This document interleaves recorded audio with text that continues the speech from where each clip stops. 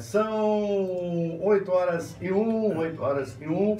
Seja bem-vindo aqui a UF, né? Todas as cidades da região metropolitana de Campinas. Hoje, uma quarta-feira, dia 6 de março de 2019. Já estou abrindo aqui o microfone para a gente bater um papo aí com o doutor Ziro Costa. Doutor Ziro Costa, ele é especialista. Você que está ligando o seu radinho hoje, né? Você que está conhecendo o nosso programa hoje, seja bem-vindo aqui ao nosso programa, esteja você onde você estiver, pelo aplicativo, você nos acompanhando também aí pelo YouTube, né? Um abraço aí a todos vocês. E o doutor Ziro Costa, ele é especialista em consultoria e negócio para pequenas e médias empresas e também aí análise estratégica. Aí você pode acompanhar todo o trabalho do doutor pelo doutorzirocosta.com.br e também lá no YouTube, né, doutor, digite lá, doutor Ziro Costa, você tem aí essa gravação para você tá conferindo com a gente. Doutor, muito bom dia, tudo bem com o senhor? Obrigado. Bom dia, Milton, um prazer enorme estar aqui com você, com os seus ouvintes aí. Pegou muito movimento hoje na pista hoje? Nada, hoje estava bem tranquilo. Mas desceu bastante gente para a praia, acho que já voltou ontem, vai voltar, vai emendar tudo, né, O doutor? clima não ajudou muito, né? O pessoal que desceu, acho que não pegou muito sol, não, né? O pessoal é capaz de ter vindo subindo aos poucos, né? Agora o Brasil começa, agora depois do carnaval, diz que tudo começa depois do carnaval, né? Tomara a Deus que sim, né? Bom, deixa eu falar para o senhor o seguinte, hoje estamos aqui já, inclusive tem um lançamento da campanha da Fraternidade 2019, Fraternidade e Políticas Públicas, e o lema será esse, ó: serás libertado pelo direito e pela justiça, Isaías capítulo 1, versículo 27, é a campanha da Fraternidade que começa hoje, tem lá a reunião, hoje começa a campanha, e também hoje, né, tem aí a quarta-feira de cinzas. O que o senhor podia falar para a gente aí da quarta-feira de cinzas? A quarta-feira, bom, fora o retorno do feriado prolongado, né? A quarta-feira de cinza é uma data cristã, né? Uma data que pertence ao calendário cristão. Na verdade, as cinzas, elas vêm da queima daqueles ramos de oliveira, de palmeiras, né? Que os judeus encenaram quando Cristo adentrou ali a Jerusalém, né? Naquela época ele já estava bastante popular, né? Principalmente porque uns dias antes ele tinha ressuscitado Lázaro e todo mundo acreditava que ele fosse o Messias, né? Aí tem um problema de comunicação, né? Do que significa Messias, né? Nós temos um hoje, né? Que está na presidência, né? O Messias daquela época, os judeus acreditavam que era um retorno na verdade era um retorno à era de Salomão, um retorno à independência de Israel, né? Quer dizer, se desvincular de Roma, né? Mas isso não era essa a proposta de Cristo e não foi isso que os judeus entenderam, né? Tanto é que depois eles acabaram crucificando-o, né? Então houve aí um problema de comunicação, acredito eu. Mas você me lembra, você fala, porque agora é o início da quaresma, né? Isso. E 40 dias aí. 40 dias, você vai fazer alguma promessa, não? Ah, doutor, Sem promessa dessa vez. Saúde. Saúde. Não, mas você sabe que o cristão normalmente ele faz ele se priva de alguma coisa, né? Comer carne, né? Que é o mais tradicional, fazer jejum. E uma época da minha vida, lá nos anos 80, eu convivi, acho que a palavra certa é convivi, eu não, com o pessoal da Índia, né? E eles tinham aquele período do Ramadã, 30 e poucos dias ali, onde eles só comem quando o sol se põe, né? Então ele passa o dia todo em jejum e só come quando o sol se põe. E um dia conversando com um deles lá, eu falei para ele: pô, eu não vejo muito sentido nisso, você fica aí o dia inteiro sem comer, depois chega à noite e se empanturrufa aí de comida e tal, e vai dormir e tal, não sei o que e tal. Eu não entendo muito bem isso. E ele me deu uma explicação à época, que eu acho que está muito linkada a nossa quaresma aqui, o nosso sacrifício, né? muita gente faz, que ele dizia o seguinte: quando você fica sem comer, vamos dizer, durante todo o dia, você quebra totalmente a sua rotina, né? Então você jejua durante todo o dia, então você não toma café da manhã, você não almoça, não toma café da tarde, você não janta. Então aquilo ele se abre um espaço enorme na sua agenda. E aquele espaço faz com que você reflita sobre a sua vida, né? Vamos dizer, olha, eu fiz isso, né? Por exemplo, o cara não fuma durante o dia, será que vale a pena eu realmente fumar? Não vale, né? Ou pensa em coisas mais nobres, né? Então, é um período, na verdade, de reflexão. Eu acho que, fazendo uma extrapolação aqui para a nossa quaresma aqui, que a grande maioria dos brasileiros são cristãos, eu acho que essa ideia não de se privar, não vou comer chocolate, não vou comer a carne, não, mas fazer um período de reflexão, né? Talvez se privando de alguma coisa, para que você tenha realmente uma qualidade de vida melhor depois desse período. Tá certo, muito bom. Falar um pouco de carnaval aqui, né? As escolas de samba aí, o senhor acredita que haja aí uma semelhança entre as nossas empresas de escola? Primeiramente, deixa eu falar para o senhor, a apuração do desfile do grupo especial de acesso do Carnaval do Rio de Janeiro será hoje, a partir das 16h30. Parece um São Paulo já teve, né? São Paulo, o senhor é palmeirense? São Paulino, né? Palmeirense, então o senhor está feliz, pelo menos é um título que você já tem agora aí, né? Pelo menos esse. Vai caiu, né? Não é mundial, mas tudo bem. Então, doutor, eu sei que hoje tem lá Viradouro, Salgueiro, Beija-Flor, então são aí Vila Isabel, União da Ilha, a Mangueira também, que foram destaques aí. Enfim, a Mangueira ela ganhou o estandarte de ouro com um enredo aí sobre heróis da resistência no Brasil.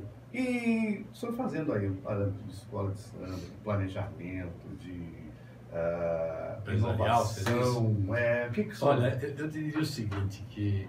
Mas não é tudo muito parecido, parece que se eu pegar um DVD lá de 1980, colocar na televisão e ninguém me falar, eu acho que tá tudo igual. Não sei. É verdade, tem uma certa repetição do espetáculo em si, né? Apesar de ser o maior espetáculo da Terra hoje, esse desfile de escola de samba. Mas vamos puxar vamos lá. Nossa sardinha, sei lá, para a nossa brasa aqui. Eu acredito o seguinte, que é um exemplo fantástico a escola de samba. Vamos pensar, vamos esquecer um pouco a escola de samba. Pega, por exemplo, uma empresa de porte médio para grande, né? Vamos supor que ela tenha lá 3.000 funcionários, tá certo? Todo mundo trabalhando feliz, né? Contente. O pessoal faz hora extra e não reclama, né? Você não paga salário para ninguém, mas eles trabalham, né? Você pega, por exemplo, você não paga comissão, você não dá vale-refeição, você não dá vale-transporte, e o pessoal se empenha ainda mais, tá certo? Você exige que eles usem todos o uniforme e exige que eles comprem o próprio uniforme, né? Quer dizer, é um sonho de consumo para qualquer empresário, tá certo?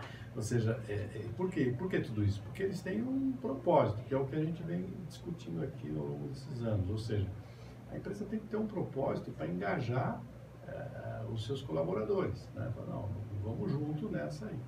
Porque você hoje, por exemplo, você tendo uma empresa de 3.000 funcionários, você dando salário, dando vale-refeição, dando vale-transporte, pagando comissão, 13º, férias, não sei o quê, papapá, os caras... Nem todo mundo está contente, vamos dizer assim, né? Mas uma escola de samba não dá nada disso. O fulano trabalha contente, feliz, né? E no dia seguinte, vamos supor, o resultado sai hoje, né? Que você falou hoje. O Rio de Janeiro está esperado hoje à tarde. Hoje à tarde. Quem perdeu, capaz de começar a trabalhar amanhã cedo para poder ver se supera, né? E que no ano que vem ele consiga ter o título. Quer dizer, eu acho que tem uma escola de samba é realmente uma escola para a empresa, no sentido de engajamento, de remar todo mundo para o mesmo lugar, no sentido de, a gente fala que o brasileiro não é disciplinado, ele tem que desfilar lá em 60 minutos, né?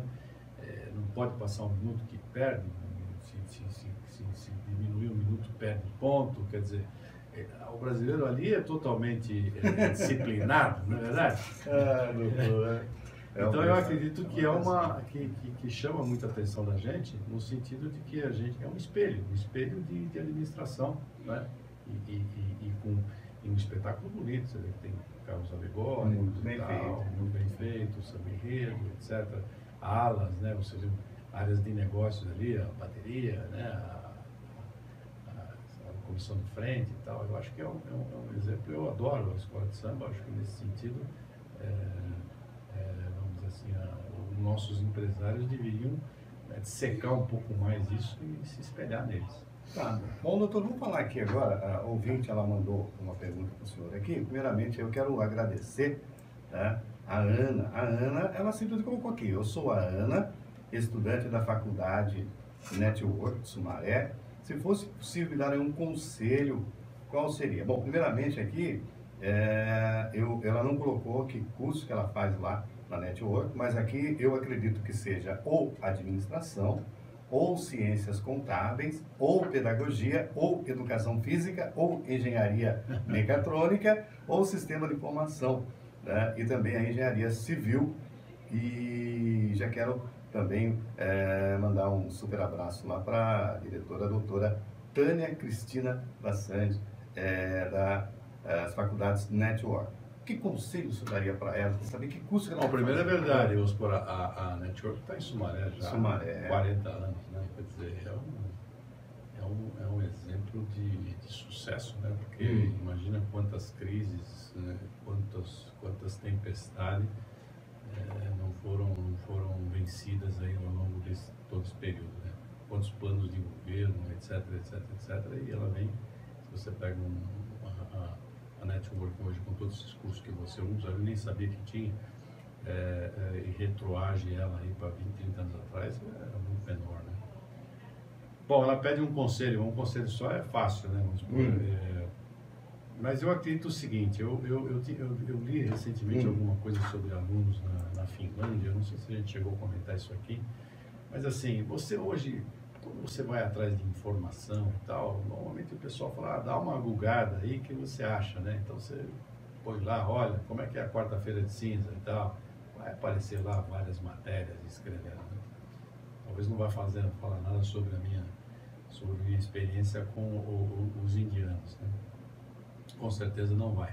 Então eu acho que quando você vai para a faculdade, você tem que ter um projeto, né? A faculdade, eu acho que a Tânia tem esse conceito de gerar um projeto para que o aluno se envolva naquele projeto, em um projeto ou dois projetos, não sei quantos projetos é possível, para que quando ele saia da escola, ele fala, não, eu participei disso, isso deu, mexi nisso, deu certo, mexi naquilo, deu errado. Então acho que é fundamental ter um projeto que faça com que o aluno trabalhe em equipe, que tenha um objetivo, etc. Eu acho que isso é um diferencial.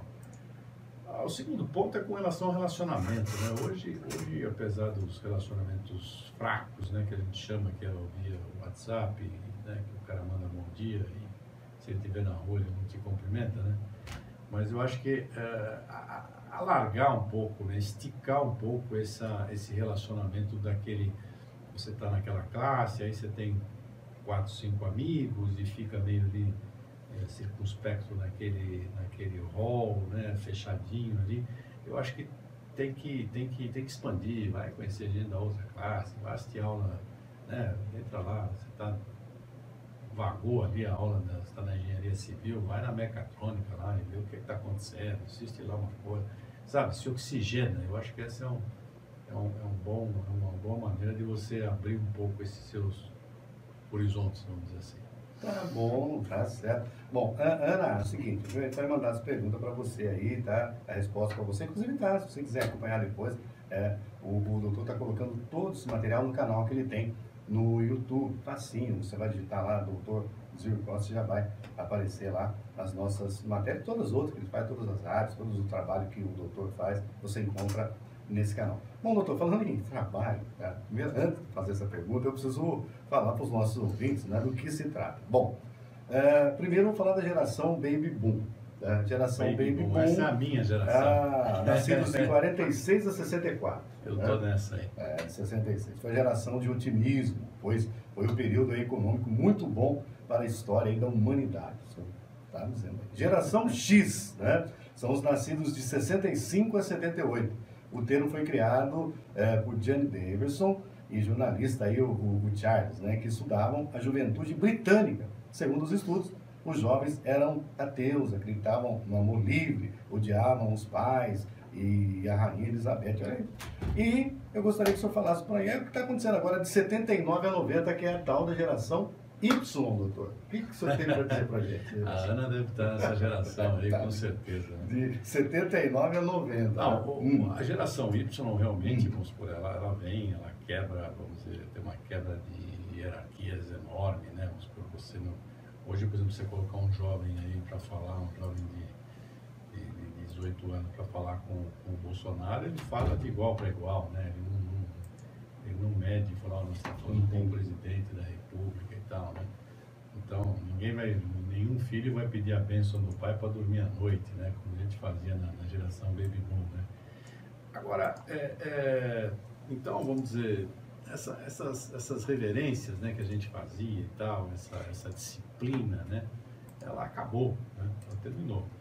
Agora, eu acredito, vou fazer uma crítica aí à minha geração e a geração logo em seguida, né? A geração do Baby Boom, que assim, eu acho que se você consegue gerenciar muito pelo exemplo, né? Então, vamos supor, a nossa geração, ela não deixou bons exemplos, né? Então, vamos dizer, tudo que você, né, pipoca hoje aí com a corrupção,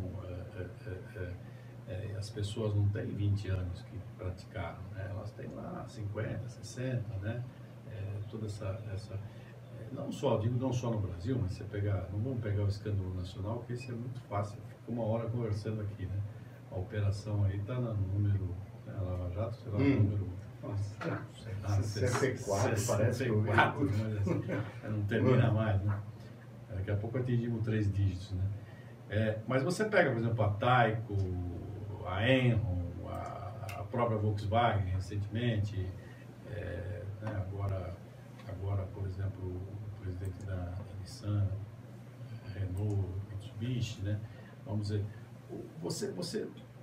você deixou um exemplo não muito bom, né? Então, por exemplo, como é que eu vou respeitar, como é que eu vou reverenciar uma pessoa que não foi ereta, não foi correta, não foi honesta com, né? Ela olhou para o próprio umbigo, né? Então há um desprezo, né, por esse comportamento. E aí, além de haver um desprezo, há sim uma falta de referência, né? Então eu acredito que hoje você está diante de uma geração, essa geração Y, que você fala para ela acha que é blá blá blá, que você está, né, alguma coisa está falando para enganá-la e tal, né? Então ela vai tentar fazer por conta própria e tal.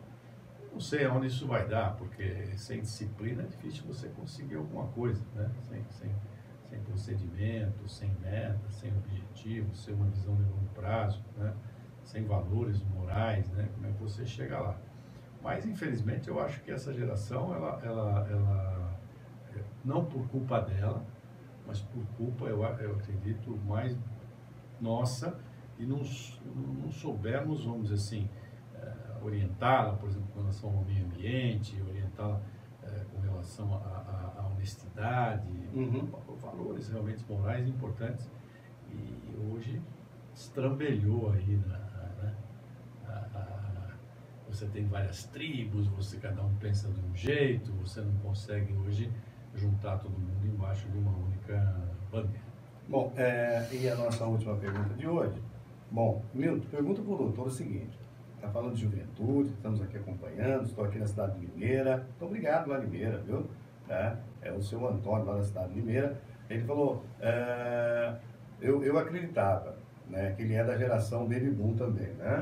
Ele falou que ele acreditava o seguinte: depois de passar algumas guerras, muitas guerras, que tivesse algum presidente, depois da sequência, que foi lá, teve o Fernando Collor, o Fernando Collor também está nessa faixa de 61, 60, por ali. Então, ele achava que o presidente já teria isso, toda dificuldade, seria uma geração nova, mas quebrou a cara.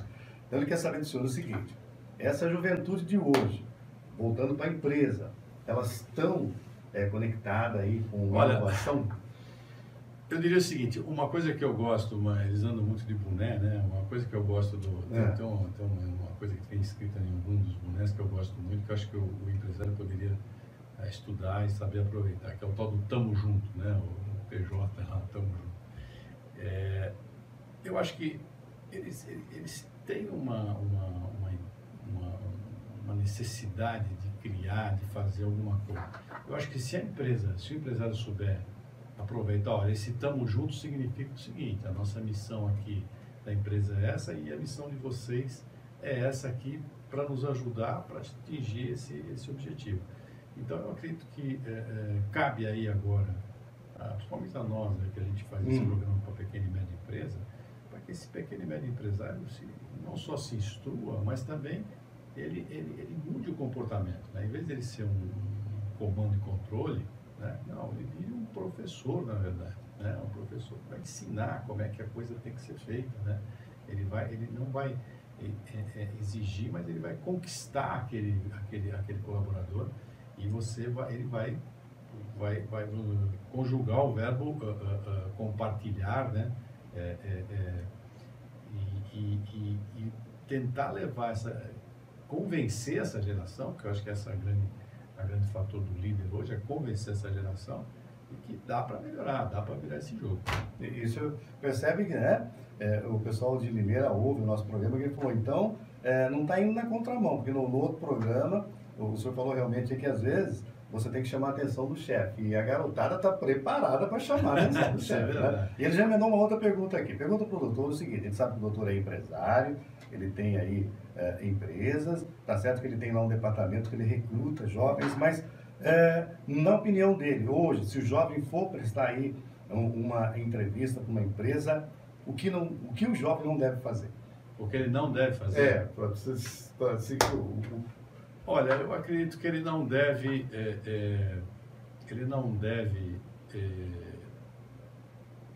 mostrar que sabe muito, vamos dizer assim. Ele deve tentar praticar mais a escutatória, vamos dizer assim, do que a oratória.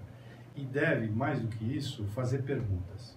Eu acredito que mais importante do que as respostas que ele tem pronto ali, que ele ensaiou, são as perguntas que ele vai fazer, que vai mostrar onde ele quer chegar, qual é o direcionamento que ele tem e tal. Porque sempre nessas entrevistas tem uma hora que o fulano chega para você e fala assim, você tem alguma dúvida, alguma coisa? Eu acho que aí ele deve se manifestar, né? Não no sentido de mostrar que sabe, mas no sentido de falar, bom, mas vocês estão fazendo o quê? Qual é o objetivo da empresa? Qual que é, né, a parte, o porquê a empresa existe, né? Eu acho que aí ele deve se aprofundar e deve buscar informações assim que vai acabar vendendo para o entrevistador a ideia de que ele realmente, vamos dizer assim, tem uma visão um pouco mais geral, um pouco mais globalizada. Que bom. Doutor, nosso tempo acabou. Eu quero agradecer mais uma vez aí o senhor, agradecer também o pessoal que dá lá, né? Dá um positivo pra gente lá, entra lá no nosso canal no YouTube, participe, deixe lá seu comentário, tem várias opções para você participar do nosso programa, tem aqui o nosso WhatsApp também, você quer já mandar pergunta aí para a próxima quarta-feira? Pode mandar pergunta aí, eu estarei repassando aí para o doutor Zé Costa. Anote aí o nosso WhatsApp, que é o 97-130 da Rádio Wolf, 1527. Né? E também é baixar o nosso aplicativo, né? O pessoal aí o aplicativo da Rádio Wolf, é verdade, 540M. Tá certo, é o lobinho azul lá.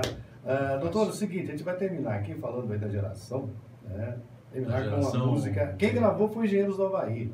Mas Engenheiros do Havaí também já é mais pra frente um pouquinho, já é aqui nos anos 90. Mas a primeira gravação foi dos Incríveis. Era um garoto que, como eu, amava os Beatles e o Rolling Stones. O senhor é da época dos Incríveis também, né? Essa guerra durou 20 anos e foi mais um erro dessa geração, né? De se meter lá no Vietnã, né?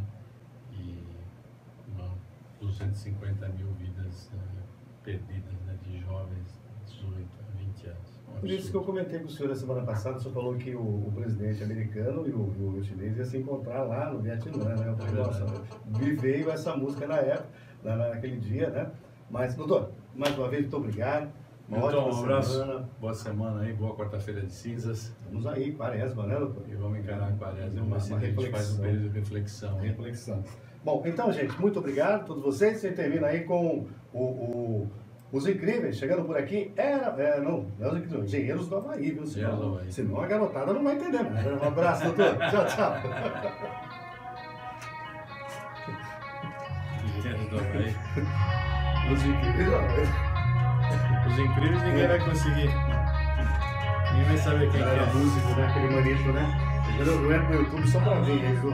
Cara, tocava tudo, né? Peter Jones, Lee, América.